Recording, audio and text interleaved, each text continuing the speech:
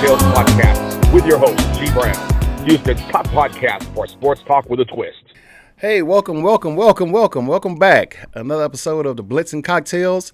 Today's guest is one of my classmates' daughters. You know, she's here to talk about her sports issues with basketball here in the Houston area. She was an all-purpose, all-conference player back at Westside High School in the early 2000s, and she's here basically to tell her story about what happened to her regarding the basketball team, basketball stories, college life, and potentially, you know, her endeavors now, what she's doing now in life. I want everybody to help me welcome Cortney Matthewis. How you doing, girl? I'm good. How you doing? How are you? Fine.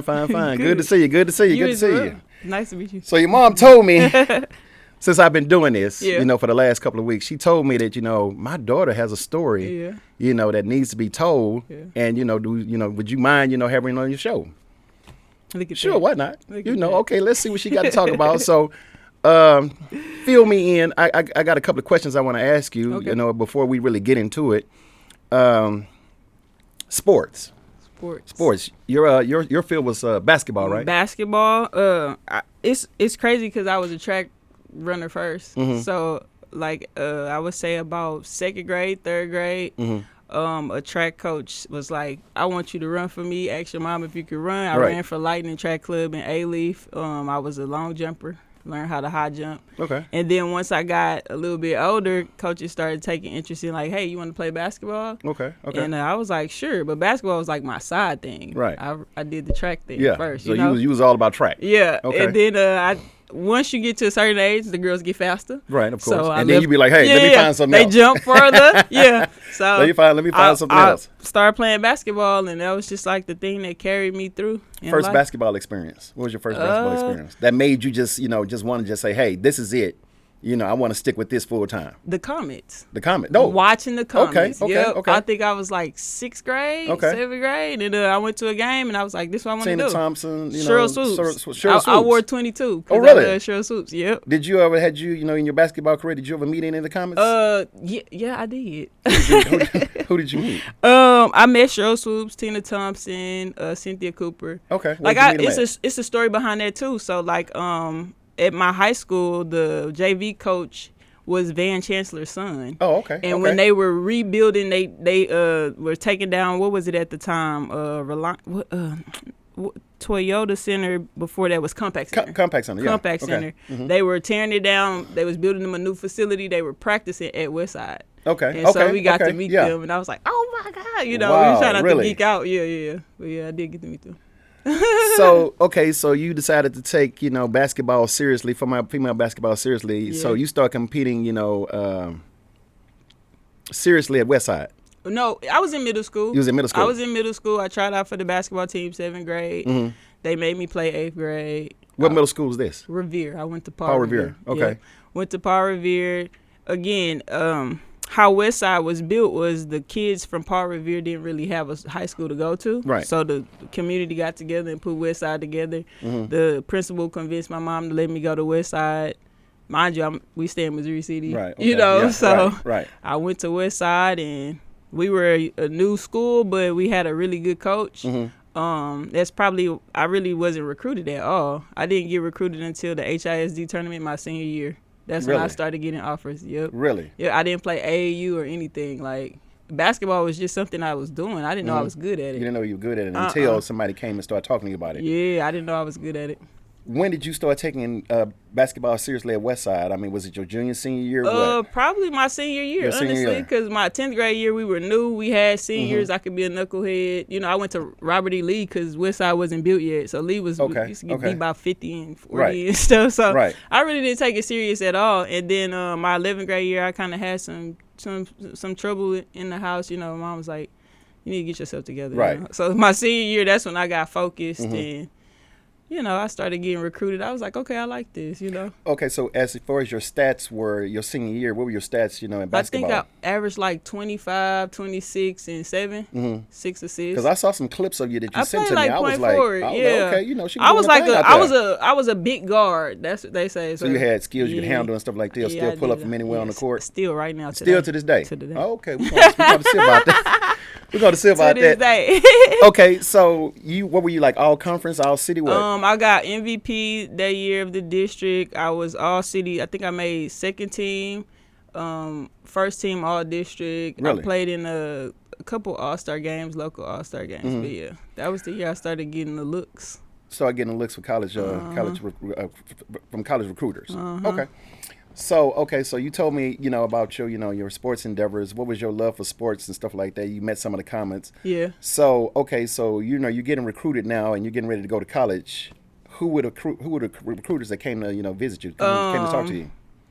UNL, University of Nebraska, Mm-hmm. Lincoln, Stephen F. Austin, Minnesota, Mm-hmm. and UC Berkeley. Where did you, out of those 5, where did you end up at? Nebraska. Nebraska. Yep, I went to Nebraska. And that's where it started. Yeah, that's where it went downhill. That's where it went downhill. Yeah, because it's so funny. I wasn't really serious about basketball anyway. Mm-hmm. So when I figured I was in the gym, I was working on my body, I was putting on the weight, doing all the things. And then, me and the head coach just was butting heads, and I was like, I don't know how to handle this, Even my coach in high school, she was pretty stern, but she had a soft spot for me. You know what I mean? She was hard on me, but it was with love. This lady, I didn't really feel the love from her. How many people from the Houston area went up to Lincoln with you? Was there anybody? So you by most yourself? Yep, I can't even name seniors at the time. Like, it was girls under me and it was girls before me. But I think it might have been one young lady that was a senior, and I think she went to like Murray State at the time. So it was nobody in Houston that was like seniors while I was seniors. Big names. Who got you up there? I mean, as far as transportation, did they fly you up there? They flew me out there. I did a whole official visit. Really nice facility. Like, I had never seen snow. Right. Big bubble coats, and I mean, Lincoln. That's I mean, like, it speaks for itself. It's like a historical place. I was like, okay, I love it here. Did your parents go with you? My mom. Yeah. Your mom with you? Yeah, my mom with me. So how was that transition from here to Nebraska? Here to Lincoln? To be honest, that was the environment at Westside, so it was no different. Like, I just fit right in with the people. Really? I found my friends. I found my friends. Westside was, Westside had that diversity at like the that. I didn't know time, Westside was predominantly like a white school. Really? Mm-hmm. So the transition for you should have been, it was real easy for me with the people. Right. But when it came to like basketball, that's where I was like, do I really want to do this? Because I don't think I want to be put through, you testing my integrity a little bit. Yeah. So you said, you went to the University of Nebraska at Lincoln. Okay. And you said the coach was. I don't know what it was. I think I have this rough demeanor, and so maybe that's why she was treating me a little ways. What was she doing? What was she doing? Simple things. So it's like no hats in the building, right? So I'm like, okay, I see people wearing hats.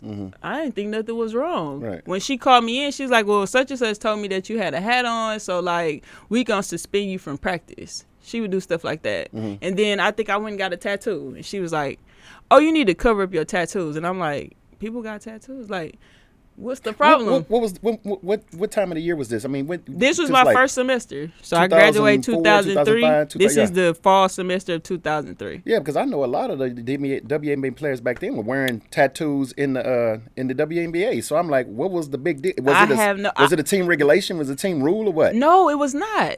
That's why I was being put through like this hazing a little bit. I felt like it was hazing, and then I've always been like openly lesbian, right? So I think that kind of played into it a little bit. Where I would wear the braids and do the things. And then I had a teammate who was also like that, but they would like put her in dresses and like kind of make her be away. And I'm like, I'm not doing that. I just wouldn't. I never had to conform, right? My mom didn't treat me that way. She never treated you like that. Nah, so I was like, I don't even know how to handle this, Right. So it's like, I want to leave.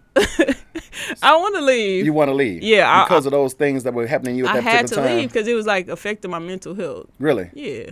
Big time. Okay, I called my mom crying. She never heard me cry. Really? Yeah. Yeah, when you do leave areas, especially where you're protected, probably like at Westside, and go off to unfamiliar territory. Nobody there, yeah. There's nobody there to really have your back. There's nobody really there, to point you in the right direction. Your parents don't really know because they're not here. Right. They're not there. They're here. So it's like what do I do? Yeah. In most cases, Cortney, they're supposed to have staff that you can relate to.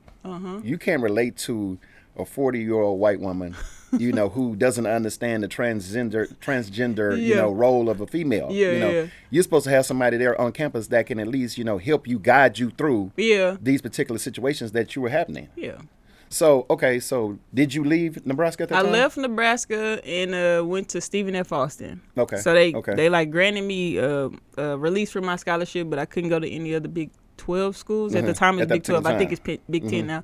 But so Stephen F. Austin was my second up because it was close to home. That would have been my first choice, but they didn't have the facility that Nebraska had. Like, it was like top of the line, top tier school. No. I go to Stephen F. Austin. It's all love. Like, I see some sisters, right? More importantly, some ladies like me, you know, right? And people you can identify with. Yeah. So I thought that was gonna be where I would graduate and lay low, and it was just too close to home. I'm coming home every weekend. I call it a lifestyle, right? For LGBTQ people in Houston, you get sucked in like clubbing, drugs, doing all kind of really, and that's what happened to you. So I kind of get sucked into it a little bit. I'm not indulging in it like that, but I'm definitely on the outside looking in. You know what I mean? But I should have been like, I don't want to do this because I'm a nerd. I like being in school. What drew you to that? I mean, you said that you saw it, but what got you? What engulfed you into it? I think it was because I was a little sheltered a little bit. I wasn't that kind of kid that was like hanging out, drinking, smoking, none of that. Some of my friends was like that, but I was never into it. So it kind of fascinated me. And you just had that open lifestyle in college. I can go. Come I'm coming to club. And my teammates, we coming to the club every weekend. Like, we driving from Stephen F. Austin to Houston every weekend. Really? So I'm like into it. And nobody telling you to hit the books or you need to beware of this or anything like that. You just out there fancy free doing what you want to do. What changed is they were. I had the red shirt. So I'm still at Stephen F. Austin, and my teammates, they go on the road. So I'm by myself. I'm like bored. And then another one of my teammates, she's also kind of like red shirt, bored. But she's into some other things. Like, she's from that area, so she's doing some other things. Right. At the time, I don't know that, right? But later I find out, and I kind of start running with her. And that leads me into like another world. You know what I mean? Like, people doing stuff, like, I'm telling you, like, I literally just learned what this stuff is that I get in trouble for. But it was basically like card cracking or cracking cards. Yeah, okay, you were telling me about that. Yeah. Right. This is what these people are into in East Texas, like handlebar, syrup, credit cards. Right. Like, this is the life. Right. So, so she gives me a credit card. She knows that I'm like at the school or whatever, where everybody gone. She's like, I got a card. I'm going home. She was like, it's some J's coming out. I want you to give me these J's. My aunt, this is my aunt card. Just use my aunt card. If you need some gas, whatever. So I'm like, bet. I, put gas in my car, go down, get the shoes. I call her. I say, hey, can I get some earrings? She was like, yeah, you can. She was like, get whatever you want. I'm like, bet. Get the earrings, come back, give her the card back. Probably like 2 weeks after that, the police come to my dorm room, and they ask me to come down to the station with them. So I go down to the station with them. They asking me about this card or this criminal organization or people that are doing this type of thing. Do I know anything about it? I said, no, I don't know anything. They said, well, we have this card. Somebody said that you use this card here, and here, and we have it on a printout. I said, well, if you show me the printout, I can show you what I use. Right. Again, not knowing that you basically confessing to this criminal. To the crime. Yeah. So I literally just highlight, and they say, sign your name. I sign my name. I think nothing of it. And probably like 2 days later, they come arrest me out the dorm room. And I'm like, what just happened? Like, it happened real fast, Okay, so time out. When all this is going on, why didn't you call your parents or call anybody at the particular point to say, hey, this is what's going on with me. I need some legal representation, or Mom, I need some type of, help because this is more serious than I. Yeah. Why? So I didn't call until I got arrested because I don't know the severity of anything. Like, I'm literally just blind to everything. I didn't even know that by me highlighting and signing it that's admitting to the crime. Yeah. I'm like, what? Yeah. Duh, right? So I was like, I called my mom and I was like, I'm locked up, and she was like, what did you do? So I'm telling her what happened, and so she was like, let me figure out, what you need. Right. And I tell her what it is to build me out. She build me out. And I just pack my stuff up and come back home. I don't even finish school. I don't even finish the semester. And I never had a problem with my grades. Like, I'm literally always, like, Dean's List. So I pack up my stuff and come home, and they put me on the deferred adjudication. Yeah. And I feel like at this time, I felt like a super dark, deep depression. Right. So that's when I started picking up, like, smoking, drinking. I think I was doing handlebars. And I realized that bad. I can't do handlebars. Like, I would pass out, like, literally, like, black out. For people that don't know, because I don't know, what handlebars? What? Handlebars are like anxiety pills. Okay. So that's what they're used for. But people use them recreationally, like, just to be slow, I guess. Like, it always made me sleepy, But I feel into, like, sipping syrup. I'm allergic to this stuff. So you're back here at home. I'm back here in Houston, like, just wilding out, thugging and drinking. I'm just whatever. But I'm on probation. Not knowing that you adding to the problem. Not knowing that you. Just not a smart. You done lost my mind. With like this. my criminal brain is just not functioning. Right. Like, it's just don't know what to do. Right. So I'm failing drug tests. Not knowing that that's adding to your already probation. I don't know nothing. So in order for, I think a year later, in order for me not to go to jail for a failed UA, they adjudicate my probation. So instead of it being deferred, which means if you complete it successfully, it's no longer on your record. It's no longer on your record. Don't know that, right? I'm not paying attention. I'm on handlebars. Right. They say we're going to adjudicate it in exchange for you going to jail. So I say, yeah, please adjudicate it. Like, dude, I don't want to go to jail. They adjudicate it, and they add a year. So at the time I had 5 years, they added another year, 6 years. So all this with no representation. I had a public defender. Yeah, I really don't. That's what I'm saying. My mom's not she don't know. You know what I'm saying? Like, she wouldn't know the first thing about anything related to getting in trouble. She's square. Black people, we got to do better.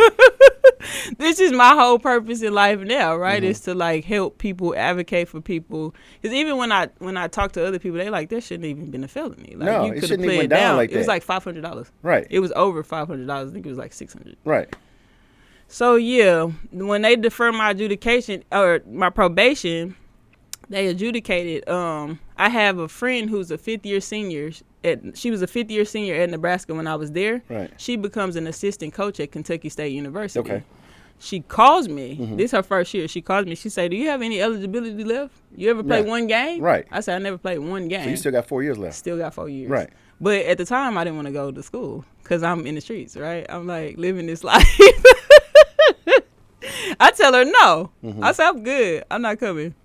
She calls back the next year. They contract get renewed. She calls back the next year. Because she sees something in you. Yeah, because this like my I was like her little sister. Right. She was actually upset that I came to Nebraska because she told me, do not come here. Like this, like she's not gonna do it. And you didn't listen. I didn't, because I'm like, I'm gonna be there with you. I could be there at least for 1 year with you. She was like, don't come here. Like, she literally was, she was my, you know how you have a guide? Right. She was your host. Yeah. She was my host. Right. So I don't listen. I go to Nebraska anyway. But her second year, she called back, and I say, I'm coming. I say, but I got to tell you something. I got to run it all down to you so you can help me. Right. So I tell her everything. She called my probation officer. My probation officer's not having it. She like, you got to have the president of the school.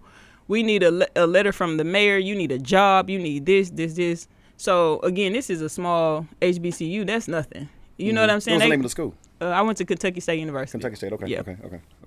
They went and got everything for me. And then she said, then my probation officer said, well, we're going to hold you for 30 days till we confirm it. I'm like, wait, I got to come to jail? She was like, you need to come. Just to make sure you don't run. Yep. Yeah. So I did 30 days. I told Mom, I say, day 31, I'm going to Kentucky State. What was that like? 30 days in what? Oh, correctional my God. Facility? No, I actually did the county. The county. What was that like? I can't even explain it. I thought I was in a movie.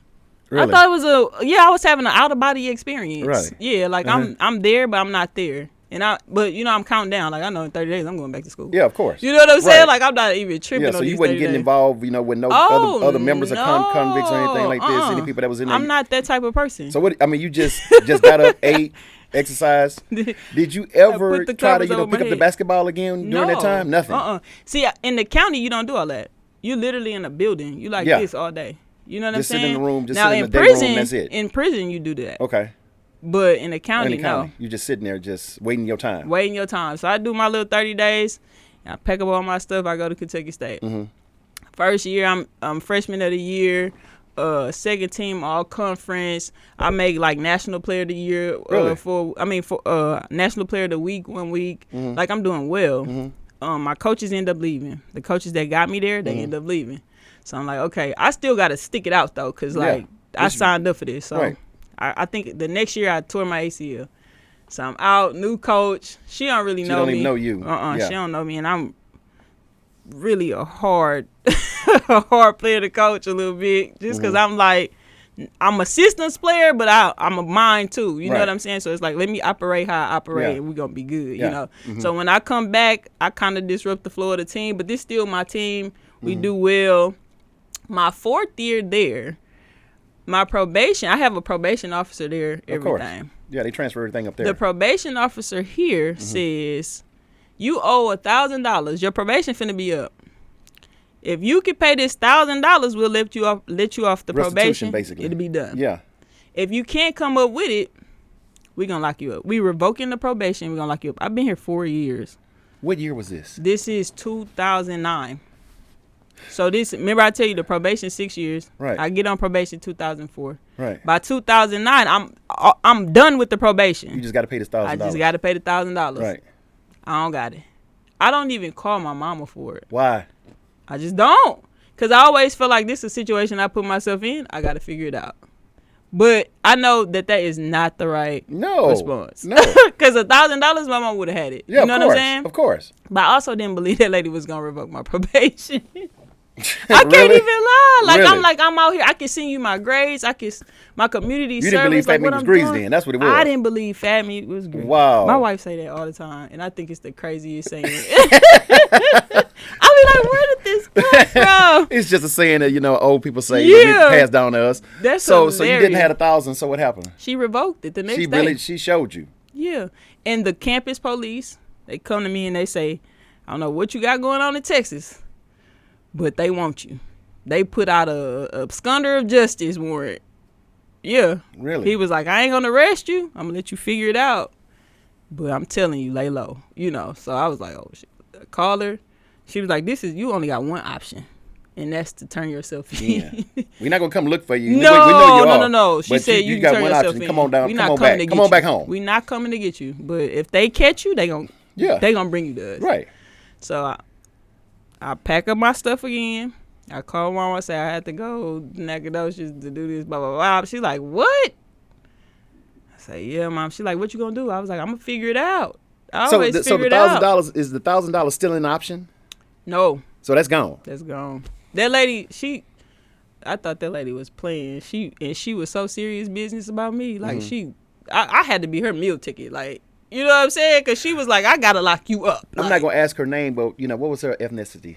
White. Okay, all right. I'm not gonna ask her name. I just want to know what her race was. White lady, blue eyes. Okay. You know what I'm saying? Uh-huh. Yeah. Really? Yeah. She had it out for you. She had a heart on for you. Oh my goodness. Okay. So when I turned myself in, she was smiling. That's the first time I seen her smile in all them years. We got one. Go ahead. One. I'm saying we got one. And I'm sitting in there. I'm sitting in the county jail. The first day I'm in. No, the second day I'm in there. The major of the jail called me in our office. I'm like, what the hell? Mm-hmm.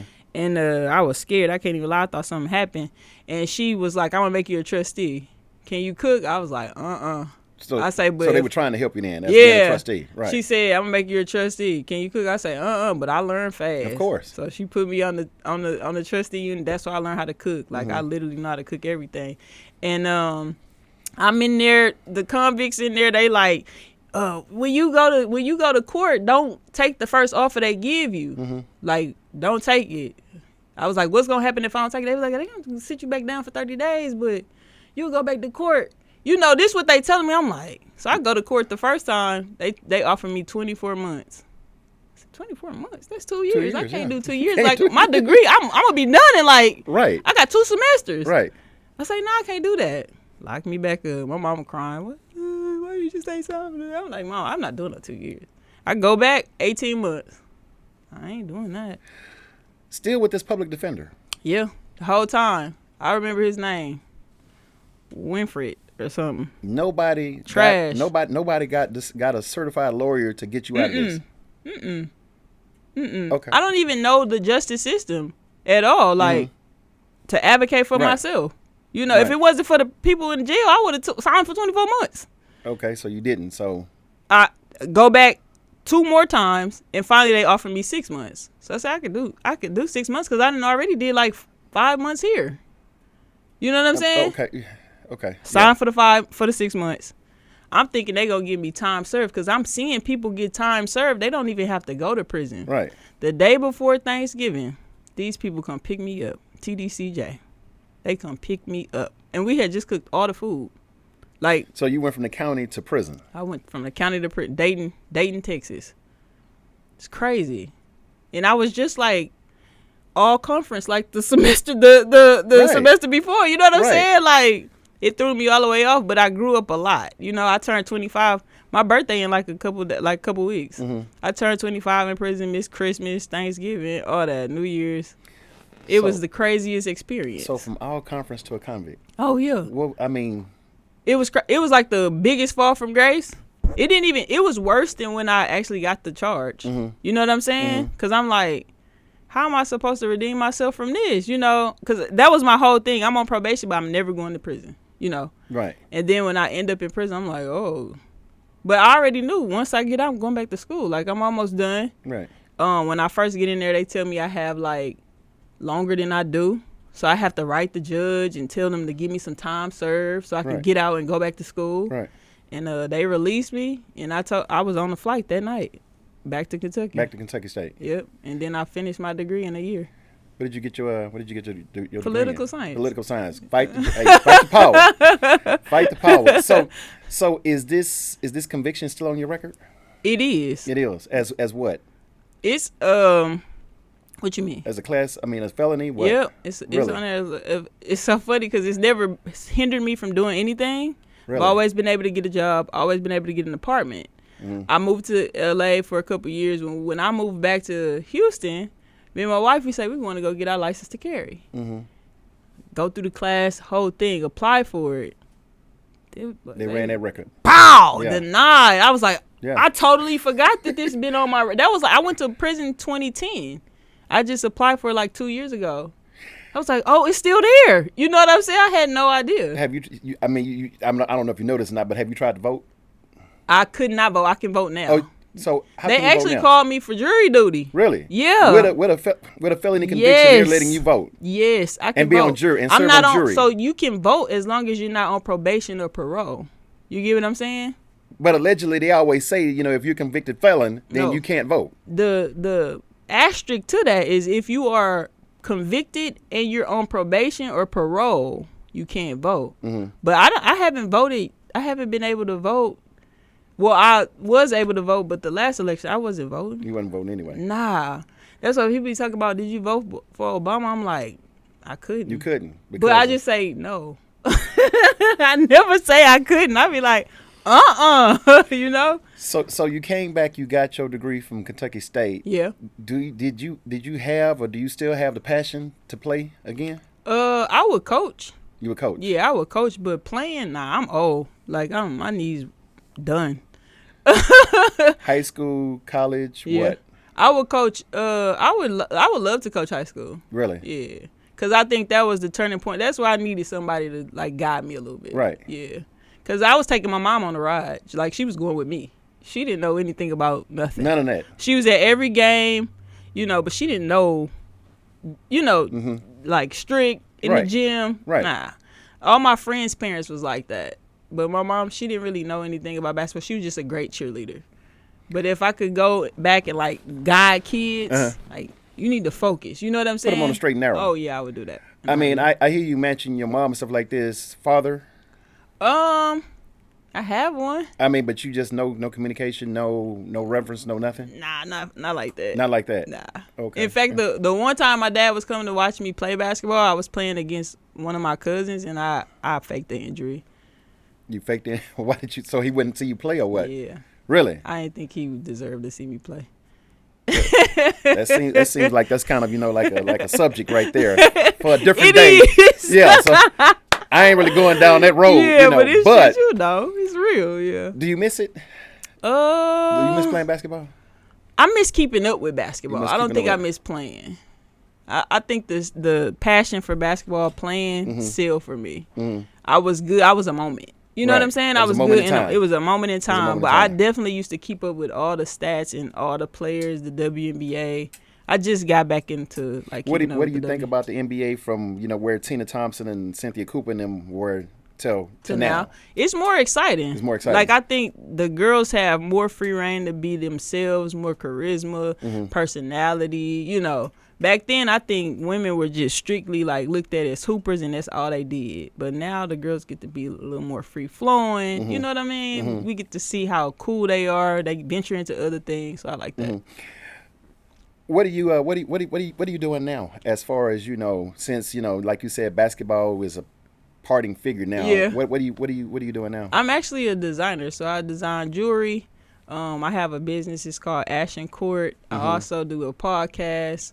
What's your podcast name? It's called Hood and Holistic. Me Hood and my and wife. Holistic. Yeah. A great balance. Really? Yeah. Great balance. What does that entail? What is that? We pretty much go into a lot of like self-care, self-love. We're a couple, so we talk about relationships. We touch on a lot of topics I think that our community is scared to touch. A lot of people talk about, the obvious, but we go a little bit deeper. We talk about mental health. We talk about grieving. We talk about having like hard conversations. So we go a little bit deep with our topics. Do you still have a connection with Westside? No. No connection with Westside at all? No coaches or anybody like that or anything like that? The coach that's there, he didn't really care for me while I was there, so it's just like, Still? I don't know. I don't keep up with Westside. And the reason why I'm asking is because, you have one of those stories, one of those impactful stories that, can, help somebody else down the line. Yeah. Since you did, you was all conference at Westside and stuff like this, do you think, they would, embrace you to come back and talk to the girls? I don't doubt that at all. Like, I recently just connected with a lot of my old teammates from Westside, and we like besties. We hang out all the time, So I don't doubt that. It's just me. When you tell them about your story, because I remember you saying, a lot of them, when you left Westside, y'all lost contact. What do they say about the story that you tell? A couple of my friends are like big time lawyers. They like, why you didn't call me? Thank you. Thank you. That's the first thing they say. Why you didn't call? Like, Corey, you didn't have to go through that by yourself. Like, and I feel, that was just a younger me being kind of secretive. Right. Pretty much a shame. I think it was a lot of shame. Embarrassed. Yeah, it was a lot of shame because I went from here to here real fast. And I didn't see that for myself. You didn't deserve that. Yeah, I did. You didn't deserve that. But it's always the situation in our community. Yeah. Where we never want to reach out, and on top of that, our parents don't know. Yeah. Who we need to call. That's why I always tell black people to this day, I always have a doctor on staff or a doctor on speed dial, a CPA, and a lawyer. Always. Yeah. Always have those three imperative people in your speed dial to call, because you just never know. That's true. What I want to do is I want to thank you for coming on to the show and spilling your guts and telling us a story about what happened with you and stuff like this. But I want to invite you to come back. Okay. I want to invite you to come back, to hang out, to tell more stories about your struggle, what happened to you in school and like this, and other things, that we can think about talking about as far as, WA and basketball in particular. Yeah, we can do it. Hey, y'all, it's the Blitz and Cocktails. We done had another great episode. I want you guys to catch up with me. I want to also thank, Courtney for coming by and sharing this time with us. Next time, hang loose again with me. I love